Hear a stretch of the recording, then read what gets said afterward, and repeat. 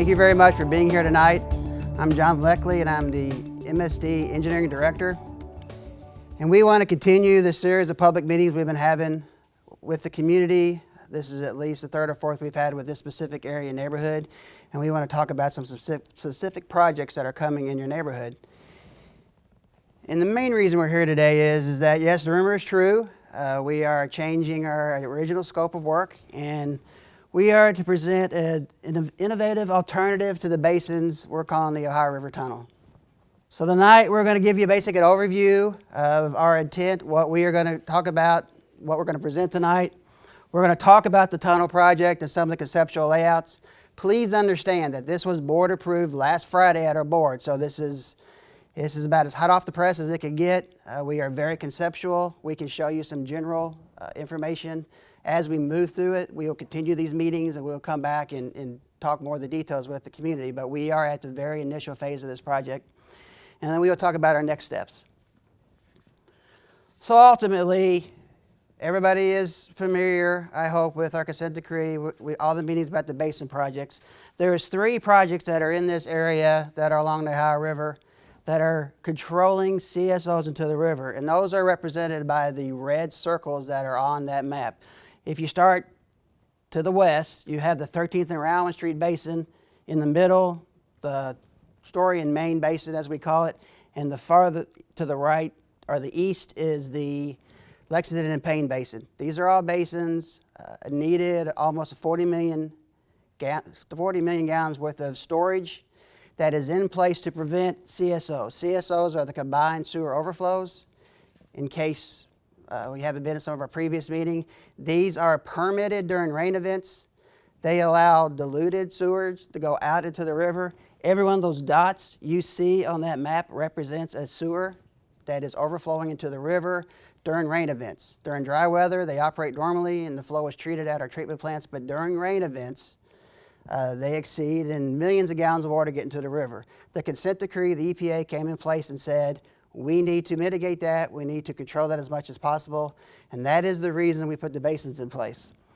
So September 30th, last Friday, our board approved moving forward with a design of a solution that will eliminate the basins, and in place of the basins, we're going to put a tunnel. So that is the approximate location of the tunnel, and that is, again, approximation of what we have today, but it's basically connecting the dots where the basins would have been, and then now we're going to put this tunnel. So a little of the factors behind that. We've had discussions with community leaders, meetings like this. We had a meeting with this group, a couple meetings. We got input from the meetings. We've had small stakeholder meetings. We've met with businesses, business associations, customers. We've had a lot of communication over the last months to put us this way. Traffic disruption in the key commercial corridor. What initiated this process was the original 13th and Rowan Basin would have been downtown, and from 4th to 14th in Main Street, we would have to constructed a 36 or 48-inch diameter sewer down Main Street to collect those sewers, those overflows we just talked about. Instead of the overflows going into the river, put a pipe in place, it would collect them, and then it would send it to the basin that was proposed at 13th and Rowan. Once we started having a lot of the public meetings, that is a very business, commercial corridor. Also a concern was we did know that there were some foundation concerns, but our geotechnical, our investigation going in there, a lot of the buildings have their foundations that go well past Main Street because the day where coal would come down Main Street and drop it in to the buildings for heat. So there was concerns of the foundations, there was concerns of the historical value of the business. We were very confident we could have put the sewer in, this construction in all the time, but it did raise another intangible that we'd go a little bit deeper and we would have that work. We wouldn't shut down Main Street continuous for a whole 2-year period, but section of it for 2 years would have construction. So that was part of it. We met with the folks out here. There was some concerns about growth, future growth, how a basin in this area, Butchertown, would affect it. We met, we had a lot of conversations. We still had the consent decree. We still had to move forward. We still had to put a plan in place. There is no excuse, or there is no leeway. There is no, okay, you guys have to change your things. EPA, we're under mandate, federal law. fines of up to $1.5 million per project. So this is 3 projects, multiply that by 3, if we don't meet that December 2020 date. So we are still under that. Some of the things, somebody will ask, well, why not a tunnel at the beginning? When we first planned our consent decree, we had same meetings. The boss before me talked about his 200 plus meetings he had with customers. That was some 10, 15 years ago. Dynamics change in the communities, people leaders change in the communities. We also looked at tunnels. Tunnels was a newer technology, and it was a newer way of doing construction. We've learned from that. There's been a lot of learning from that. There's been a lot of experience from that.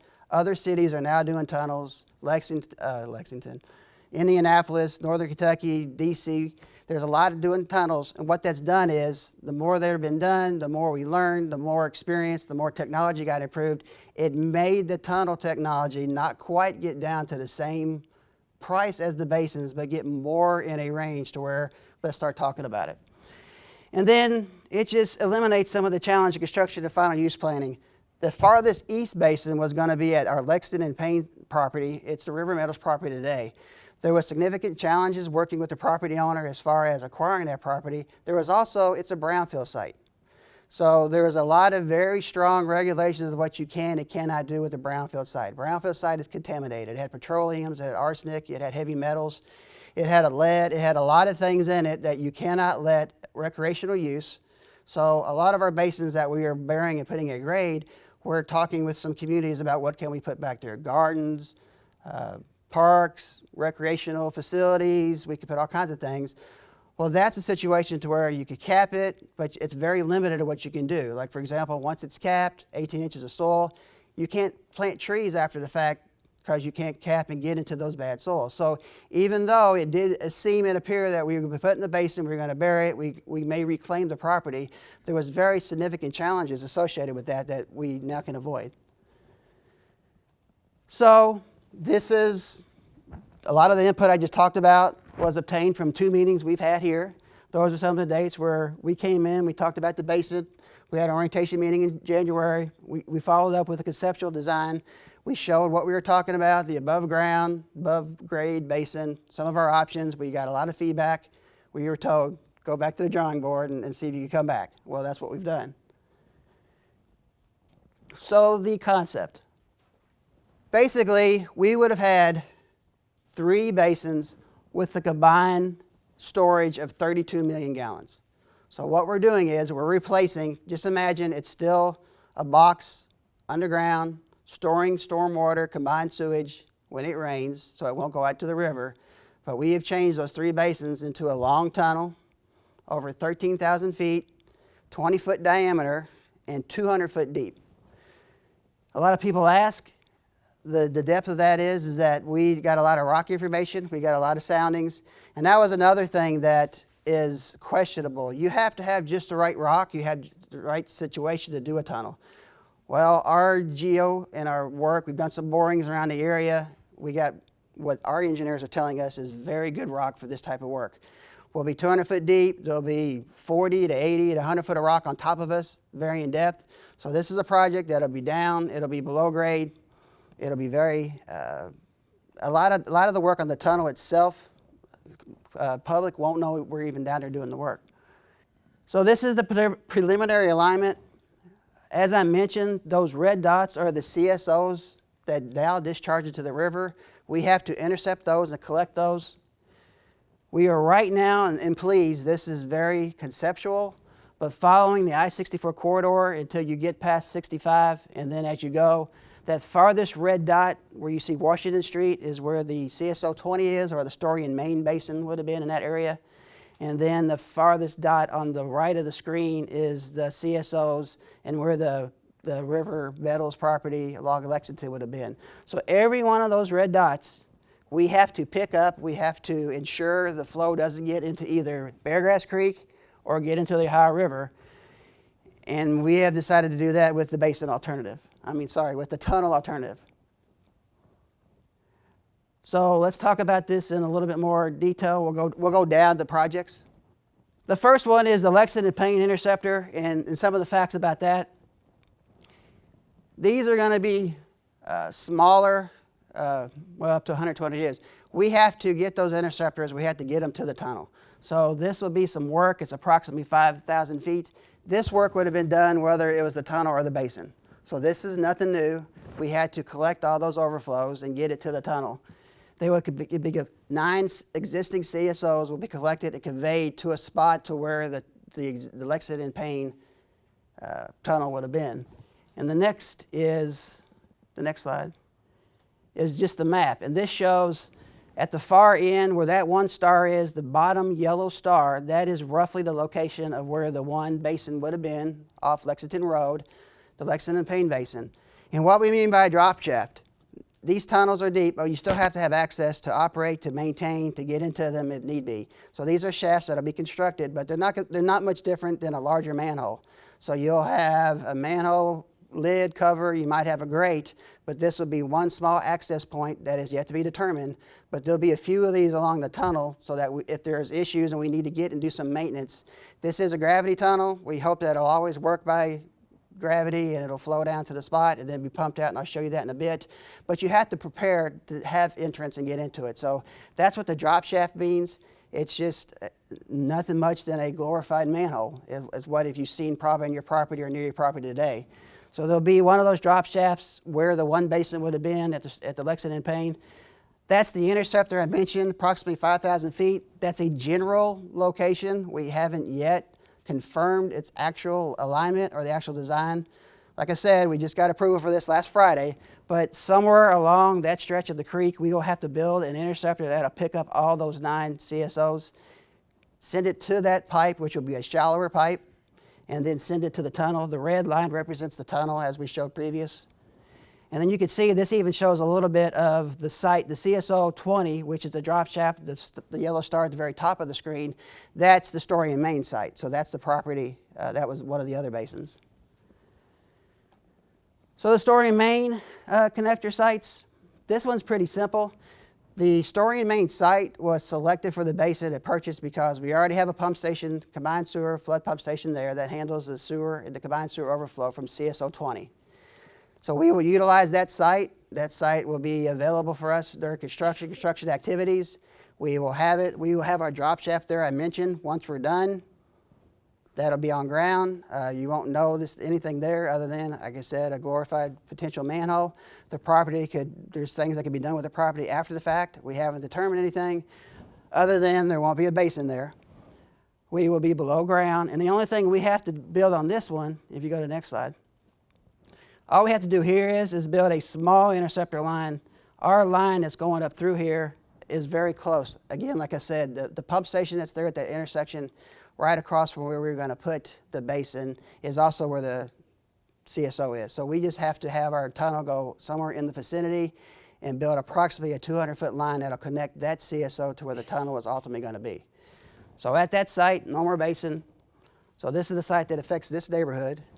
And at the most, they'll have this typical construction, and we'll be using that site.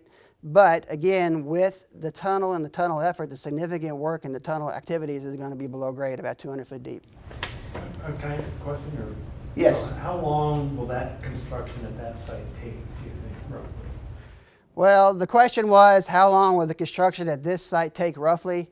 And roughly some sort of activity, 2 or 3 years, until the ultimate work is done in 2020. Because, and we'll get to it at the other end, but when they put the boring machine, you know, we hope we don't have to, but we have to have that drop shaft, except they need to have access to get access back and forth. So until the tunnel was 100% done, which is approximately a 2-year window, there'll be some activity there, but it'll be minimum. It'll be 12-foot diameter pit or something like that we have to build for the drop shaft, and it'll just be in that one, we anticipate one specific corner of the property and not the entire property. So, but there will be some activity for the entire length of the construction because all of it has to be done and get done together. It's almost 2.5 miles. No, that's the other significance of this is there's nothing, especially in this area. Now, this one with the collector line being right there on site, there really should be no reason. If roads are closed with this type of work, it'll be very insignificant to what it would have been on Main Street. It may be one lane. You know, we can close one lane and have a divert. And if a road's closed, you may be talking a week 2 weeks worth of closure, not 18 months like what would have been going down Main Street. So it's much less disruption. Question that where you have the drop shaft, it appears to be different. MSD, from what I understand, purchased the Anderson property. Yeah, it's in the wrong spot. Okay. The star's in the wrong spot. It should be on that other property. The drop shaft, the question is, we have access to this property, and that anticipating that somewhere in this immediate facility will be where that drop shaft will be, and we won't need the rest of the property, and we'll determine what to do with that property once we're all done. Parking lot would be a great use of that. Yeah. A thing that we have been doing on some of our other property is once we're done, we put the easement right that we need, which is a small section of property, and then we put it back on the market for purchase from somebody. So that may be something that happens. But we are, again, I hate to be a broken record, but I do want to emphasize that we didn't want to wait to give you guys the news. We wanted to give you guys the news as soon as we could, but we did just get approval last Friday, so there's still a lot of questions. And we will be back. We will have subsequent meetings. We're going to be working, and that'll be in the next steps. So the downtown Interceptor facts, there's approximately 200 feet of sewer that'll be in that area. It's only 12 to 48 inch. Go ahead and go to the map, because I think it's easier. Approximately, again, there will be an interceptor. We have to build some sort of interceptor. That's that green line. And then whether there is a line from each of the red dots that picks up the sewer. So whether we build, just like the past, there's a line that goes from here to that line, or there's a series of lines. They're going to be smaller in diameter. They're going to be one of the lines that we'll probably have to construct is on 7th Street. We met with the Science Center. They asked what's happening, and that's the type of work that will shut one lane down. There will still be 3 other lanes, and we'll probably be there a week. It's very quick, very shallow lines. It's very, I don't want to say insignificant, but it's not the impact as building a 48-inch line all the way down Main Street from 4th to 14th. So these are the smaller lines. We have to get those red dots are the actual physical location where that sewer overflow pipe is, to where the sewer leaves the pipe and it gets into our system. So we have to pick up those lines. So that's pretty much the thought on that. 2 drop shafts, a drop shaft roughly in the area of the property that we're in acquisition for at 13th and Rowan. And then if you're familiar, and again, this is very preliminary, but if you're familiar with the Muhammad Ali Center, there's a vacant lot that's just gravel right now that's owned by Metro. We're working with them about, using that lot as our other drop shaft at our other access point in construction, because there's nothing going on right there, and they don't plan to do anything really with that property for a couple of years, so it'll work out. So then, the end of the tunnel. The scope is not different. So there was going to be a pump station at Story and Main on that piece of property just behind their existing pump station. It would have had all these are gravity in, so they fill up, and then once they're able to be dewatered, a pump will dewater them. Well, the tunnel will work the same. At the very end of the tunnel at 13th and Rowan, there will be a pump station. Just imagine like a big sump pump. And once the storm subsides, once we are able to treat it and send it back into the system, we will pump it back out of that. So there will be a pump station at 13th and Rowan. And this roughly represents that. So that triangle-shaped property roughly to the railroad tracks is some of the property that we're acquiring from in that 13th and Rowan area. There will be there will be 2 shafts probably. That one shaft is for the tunnel construction, how they get the equipment into the tunnel, and then there'll be another for materials and stuff. Our plan is to utilize those tunnels, and once we're done, one of the tunnel will be what becomes the pump station. So where there would have been a pump station in Story and Main, actually there would have been 3 pump stations pumping out every one of the basins. There will be 1 pump station now. It'll empty that entire tunnel and send it to a sewer we have in Main Street, what we call the Ohio River Interceptor. This shows some preliminary, very preliminary, to where those blue lines, for an example, how we would possibly collect some of the flow. But again, this is just a zoom in of the area to where those CSOs are. We do have to get to those. So some of our next steps. This is a change to the scope into the projects that was approved by the EPA. It requires us to have approval from the EPA, both in the Region 4 Atlanta office and also ultimately potentially with the Department of Justice. So we have to get all this in place. We have to get approval. We've had preliminary discussions. We think that that'll happen, but we do have to ultimately get approval from EPA. We have submitted our letters and we're waiting for an official approval. Begin conceptual designs. Those are, all right, now we're going to do a tunnel. We know it's going to be underground. We know it's going to be 200 foot deep. We know it's going to go from A to B to C. Let's get a little bit more of the exact route, the exact location, the exact information that we need to go in place as far as the tunnel. Continue the public update meetings as progressed. One thing that I didn't state is that now that we're below grade at Story and Main, at the one Lexington and Payne site, and we're pretty much below grade at 13th and Rowan, the only thing above grade that will affect anybody will be our pump station. Every pump station has electrical controls. We have to have that in a protected above ground facility for moisture and for water and such. So that's a small garage sized building. That's at the 13th and Rowan site. At all the other sites, we don't anticipate anything being above ground, but we still want to come back. We still want to meet with, like we had before. We're going to have the meetings. We're going to come back with our information. We're going to show the more better alignments, going to show better information, have better information on where the drop shafts may be, what they may look like. So we want to continue that progress and keep coming back.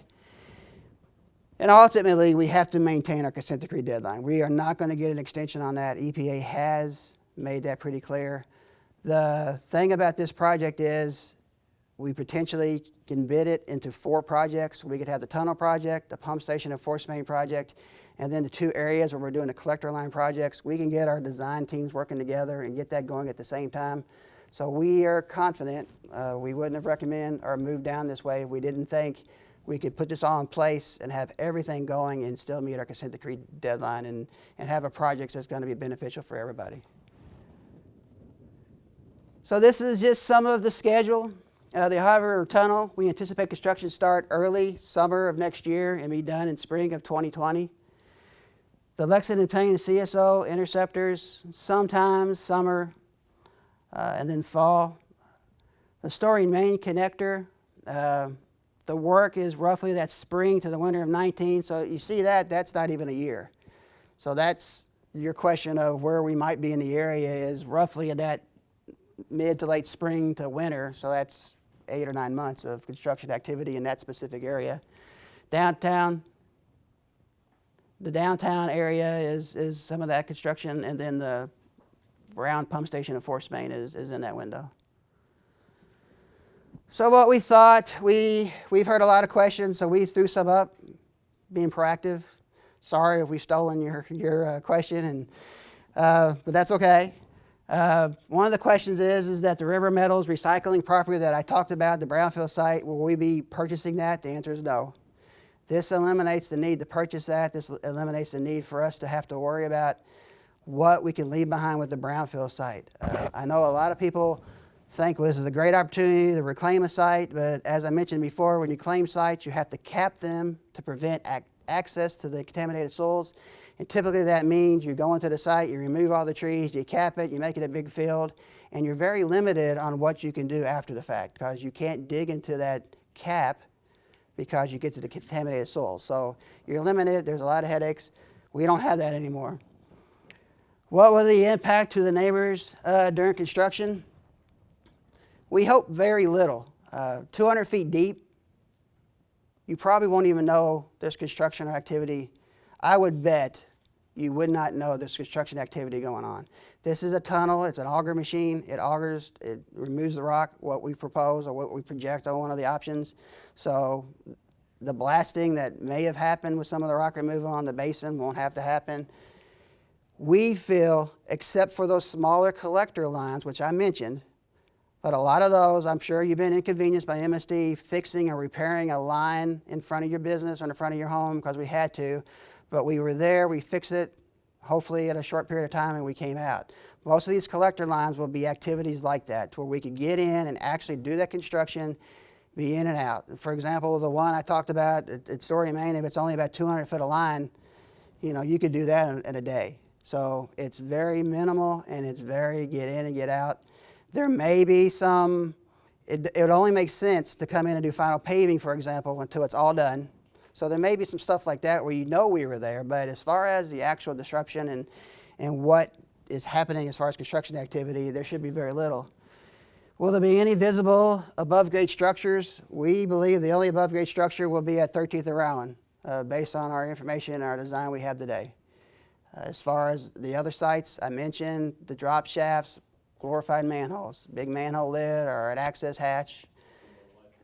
The electrical, there will be no electrical other than what is down at 13th and Rowan, where the pump station is. And that's the building I talked about. There will be roughly a 2-car size garage building down there that'll handle the controls and the VFDs and all the electrical components that'll be associated with operating this pump station. But that's down there at 13th and Rowan and far away from here. And then will there be odors associated with the tunnel? As with the basins and as with our interactions with other cities, as I mentioned, Indianapolis has put in 28 miles of tunnel. Other cities have done this. The odors are none, or very minimal, or they're not an issue. And a lot of the cities don't even design, they don't even worry, or don't even put in methods. However, we will, as we promised with the other basins, put in the design and the functionality in place to where if there is odor issues, then it'll be a simple buy it equipment, turn it in, like for an example, an air handling unit that will help circulate air and run it through a carbon canister for odor control. Everything will be in place. I'm not going to say it's as simple as turning on a light bulb, but the electrical, the conduit, the room, the pads, everything will be in place so that if there are concerns with odor or odor does become a concern, we will proactively monitor for odor issues as we do now. We'll have sensors and everything. But if it becomes a concern, we could quickly buy the equipment and put it in place. The reason why we don't do that, odor equipment is $2 to $3 million. That is a lot of money. What we would like to do is, and it's your money, so let's put in what is needed if we do need the odor equipment, but put it in if it's needed. Versus almost everybody we have talked with has said they purchased it, they installed it, but they never operate it. They never turn it on. So with that, we're going to leave this now as a little bit of time for open discussion. Is there any questions from the group? And we'll just have it just non-formal, just ask questions. Did you all do a lot of tunneling out on River Road to purify water? Wasn't that about 5 or 6 years ago that you had experience with tunneling in this area? Yes, ma'am. The Louisville Water Company did a tunnel out in the northern part of the area, and we are using a lot of the same information, a lot of the same technology, some of the same design firms that worked on that tunnel. So that's a lot of data and a lot of information that we acquired. And their tunnel is relatively recent. It is newer, but yes, we have gathered and worked with our colleagues at the water company to get that information and worked with the consulting firms that worked on that project. Were there any unexpected challenges that could inform you to something that might be unexpected down here? I have not heard of any unexpected challenges, and it's kind of funny when we started talking about this. We're engineering, and how we can be nerdy and stuff. And when the geotechnical guys, to see how excited they get over the rock we have in our area, because they're saying that we have just, if you want to call the best scenario condition for rock, we have it in our area. So I have not heard of any issues. I don't know of, do you know of any issues? Yeah, looking in the back and everybody's shaking. Everybody that would know is shaking their head no. How close does that come to the aquifer? I understand there's an aquifer under Louisville. And can you tell us about feet and distances, about how they might relate to each other? Yeah, I'm going to say we're significantly below. I don't have the exact information. And because there's going to be 60, 100 foot of solid rock above the tunnel. So we are significantly separated from anything as far as aquifer, groundwater, water sources. We're even under, we're deep. So we don't feel that that's going to be any concern or any any concern. And actually, you know, some of the things when we did the bore, you know, during construction, you may have to dewater. You know, they said that even taking some of their rock core and sampling, water wasn't even an issue. So we're going to knock on wood and hope that continues. But it looks like it's going to be a nice environment to install this tunnel. Very good. So on the tunnel itself, once you bore it out, are you going to seal the rock? Concrete or? Yes, there will be some sort of a liner that'll be put on the inside of the tunnel. And I know the exact location of the tunnel, not quite there. What's relatively, how close, okay, where are the CSOs in relation to the flood wall? Would the tunnel be inside, outside, underneath the flood wall? I know it doesn't have a lot to do with the flow because you're so deep, but the CSOs, are they inside or outside of the flood wall? Yes, they're both. They're inside the flood wall, they're outside the flood wall, and some of them actually penetrate the flood wall. So, but we won't be really working or we're not going to be messing with those other than possibly putting a small structure in a gate so that we control the flow. So that's another significant part of this project is that we can pretty much pick up where the overflows happen downstream and just pipe it to where the tunnel is. So as far as any actual issues associated with the flood wall, we don't know there's going to be, we have a meeting with the Corps. So far, there has not been any issues. The alignment of the tunnel may go under, may perpendicular, may be part of it. But again, preliminary discussions, because we're so deep, it doesn't seem like it's going to be a problem. Yes, sir. So how long will the tunnel be? Almost 2.5 miles. Okay. 13,600 feet. I just something want like to that. say thank you guys so much. I mean, this is like a dream scenario as far as what we were looking at with the above ground storage basins and how much that would have disrupted everything. So, I mean, you know, speaking on behalf, I think of like Butchertown, at least the Business Alliance, you know, we're thrilled to death with this. And we greatly appreciate it. Well, we want to thank you guys because, you know, as I showed on the slide, we had meetings and we were trying to build the relationship and we listened and hopefully we'll continue our relationship. It's been very good.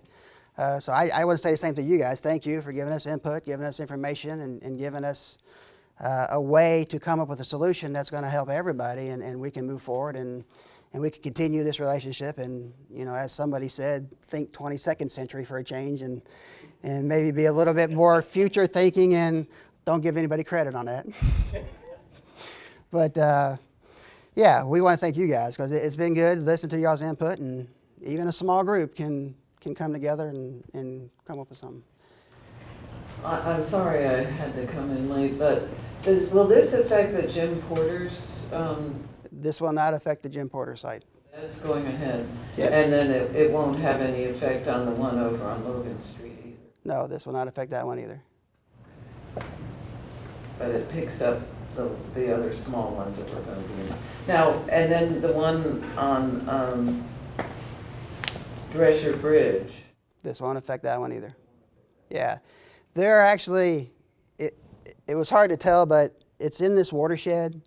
All these are CSOs and basins that are in this watershed, and those are, it may not seem it, but are in different watersheds, different gravity. The best solution for this is to do a gravity solution, have a line from A to B. If we were to possibly pick up some of these other basins, it just wouldn't physically be possible. For example, you'd be so deep, you couldn't pump it out. So it's just not feasible, but we are working with those folks, and those are below grade basins. We've had a lot of great input also from those projects on our leave behind, so, but it will not affect or change those scopes. After you pump the water out, do you have to clean out the residual sedimentation? Yes, there will be, that's part of the design.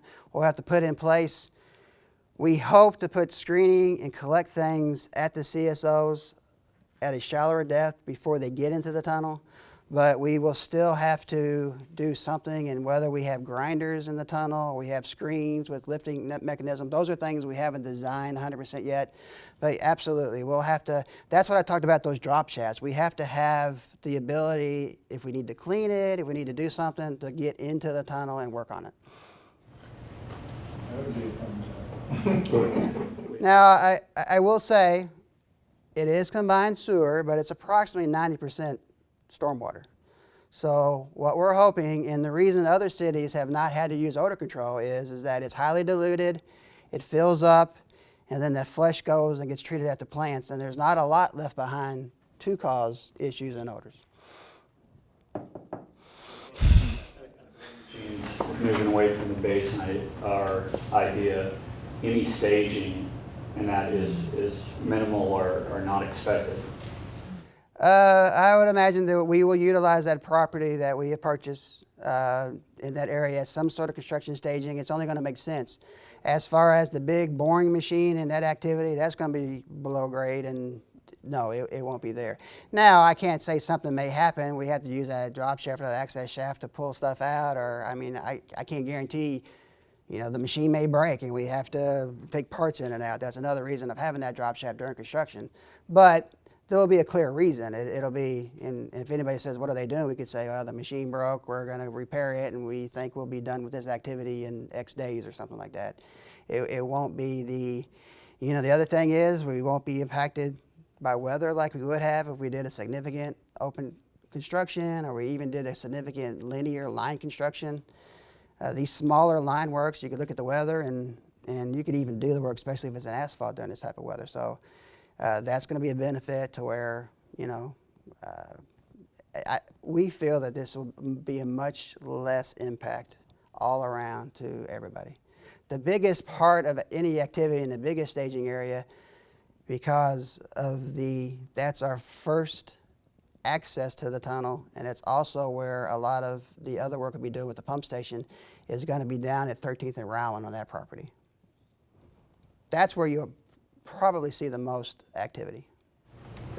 At the end of this project, pumping all this water out, is that going to keep the main sewers clear rather than the way it does now? We get a lot of water and then we don't get a lot of water. So you're going to be having almost a higher volume of water going through the main sewer more consistently. During the dewatering of the pump station, there will be, but it'll be monitored. We call it real-time control, and it's like stoplights on a street, or that could be trolled and you have traffic. We can do that underground, so we will monitor the sewer lines, and based on flow and based on volume in lines, we can slow down a pump, or we can throttle a gate to where it doesn't cause issues. Because absolutely, the last thing we want to do is dewater this tunnel into an interceptor and cause an overflow somewhere in the interceptor, because we're not. Going to keep the flow better so that blockages and grease and stuff won't get caught as much as before. I don't know if it'll help at all on that, on the typical line. That's a lot of stuff that'll happen in the lines upstream of that, and I don't know if this will help with that. This is more of a capacity and keeping the volume in the system during rain events. Yes, ma'am. Are you having community meetings out at 13th and Rowan also? Yes. Well, the 13th and Rowan, we are. That is an area that is primarily a business district, and we have met with a lot of the entities, and we are meeting with Metro government, and a lot of those will be meeting with business owners, because it's not like a neighborhood like here in that immediate area. It's all business, so it's typically after 5 everybody goes because the work's over. But we've already met with the Science Center, for an example. We met with several of the property owners, and we've had discussions. We met with Metro, so there won't necessarily be a forum large meeting like this, but there will be a lot of communication also with them. We've already proactively, for example, we met with all the council members that are associated with these project areas. We met with them last week proactively to give them a heads up. So we'll do the same thing in that area, and there will be an extensive communication. There may not be this type of a forum, just because after 5 o'clock there wouldn't be anybody that would meet. Well, then the whole route of this tunnel, I guess I thought I was coming to hear about the basin, because that's what the invitation seemed, I thought the invitation said. So, you know, there's going to be this tunnel that's going to go the whole. Yeah, And you relate it, if you wouldn't mind, we could talk afterwards, but the tunnels, this basically was to say, and can you go to the one overall? No, it's okay, it's okay. This is why we're here. The basins are gonna go away, and they're gonna be replaced with a tunnel that's 200 foot deep. Right, no, I So- saw it on this Okay. too. But just thinking about all the people that live along that whole route, are you sort of informing them? Yeah, we will, yes, that'll be part of the process. They'll have meetings. And the one thing, for an example, just because it's underground and the rights of Kentucky, we're going to have to work and get easements. We're going to have to coordinate with property owners and stuff. So just like any other project, there will be an extensive communication plan for this project. Is there any way you can interface with LG&E and get our utilities underground? I mean, you can't take that on, but quite a few people would love to see the utilities get underground. That would be a good idea. But I don't know if we can, that's a bigger fish. So you mentioned that the property that was purchased on Franklin, the Astoria Main one, was originally purchased with the anticipation of building the basin there. Correct. Now, at the end of construction, there just is a manhole, shaft. Some sort of an access. So, did I hear you correctly earlier saying you'd anticipate that you probably sell that property afterwards? I said that could be an option. We're so conceptual. All we're going to need is, I don't know, a 12 by 12 easement for our manhole. So the rest of the property, we don't know, and that's something to where we will, we may come back to this group and say, hey, is there any thoughts on that? If the easiest and simplest thing for MSD would be to put it right back on the market when we're done with it and sell it. Factored into the cost of the project. Yep. You haven't budgeted, but you Yep. do that cost. Well, up until today, we have not because it was going to be a basin, but it could be, yes, it could be an opportunity to recoup some of the price because we don't need the property anymore. Well, then, can I request that you keep the dialogue going with the businesses in the neighbourhood? Absolutely. Whether decisions made on that. No problem. Lots of ideas. Absolutely. That was our intent. We've had some conversations and some people have said, hey, we might be interested. So there's already been some discussion, but again, we're so early in our concept that we don't, it's still early for us to say anything in concrete. Yes. Is there any possibility that with this concept ongoing, that you would revisit the basin at the old Jim Porter's site and perhaps use a tunnel as a replacement for that basin? No. It's not feasible to get that tunnel with a tunnel. There would be no outlet gravity-wise to get rid of it. We'd have to build a tunnel and a pump station, which is no different than what we're doing now. So, and that one is much further along in design, and we've got 60% design, and we've been meeting with everybody. So it's too late in the game to change that project. But it is going to be below grade. We have worked with the neighborhood. There's renderings, there's conceptual, there's all kinds of discussions on what could be done recreational. It's not a brownfield site, so it can be used for recreational purposes. So we do have a lot of, I think, some really good solutions for that site once we're done. See any impact on the next phase of Waterfront Park down at the Rowan Street? Potentially, because we're going to be in that area. The actual impact and anything long-term, again, we're not even a week old with making this decision to move forward. However, we have had preliminary discussions with them, and that has been a lot of our outreach. One of the first things, like I mentioned, our new policy, we have a 4-phase approach where we get with Metro government. We say, hey, we got a project in the next year or two, we're going to be in this area. Who are some people we should knock on their door? That was one of the groups that they said you should go knock on their door. So we've had at least 2 or 3 meetings with them, and they're aware of what we are proposing down there at 13th and Round. Any other questions? Well, I was just going to say, so what are the next milestones? You said you're still waiting on EPA approval. Yeah, we are moving forward. We are very confident in our discussions that we're going to get approval. We're not changing the overall design. We're still storing the same amount of water or the level of control and everything that they would like to see. So we're confident, and because of our timeline, we're moving forward with our design. So, It's fully funded. and it is funded. Any potential hiccups that you anticipate? Today, no. And it's one of those deals. Yeah, we have made the commitment. We're going to put the tunnel in place. We're moving forward. It's just like anything. We thought we were going to do the basins, and once we got into the basins, for an example, a lot of the historical and a lot of the ground information we found out as far as the structures and the basements and stuff. However, we're 200 feet deep. I would be very surprised if there have any foundations 200 feet deep. So we are, at least at this phase, very confident that there is no more hiccups. We're full steam ahead, and we're moving forward. We're moving forward with the tunnel. So the next, probably, what's do you think the next design milestone, Greg? Do you roughly schedule? 10%'s in December, 30%'s in January.